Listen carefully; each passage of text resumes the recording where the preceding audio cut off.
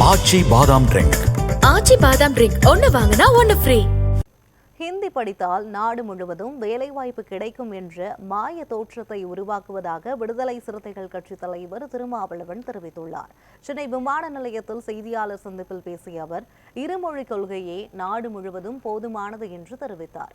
ஹிந்தி மொழி படித்தால் வேலைவாய்ப்பு கிடைக்கும் என்ற மாய தோற்றத்தை உருவாக்குவதாக சாடிய அவர், அப்படியானால் இந்தி பேசக்கூடியவர்கள் தமிழ்நாட்டுக்கு ஏன் வருகிறார்கள் என்று கேள்வி எழுப்பினார். இந்தி பேசாத மாநில மக்களின் மீது ஹிந்தியை திணிக்கக்கூடாது என்றும் திருமாவளவன் கூறினார்.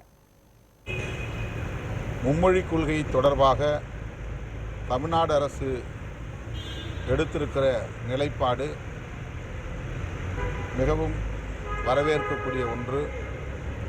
தமிழ்நாடு பாஜக தலைவர்கள் தமிழ்நாட்டு மக்களின் நலன்களுக்கு எதிராக தொடர்ந்து பேசி வருகிறார்கள்.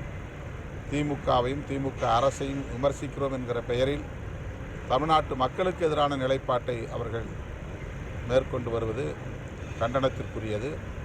இருமொழி கொள்கையே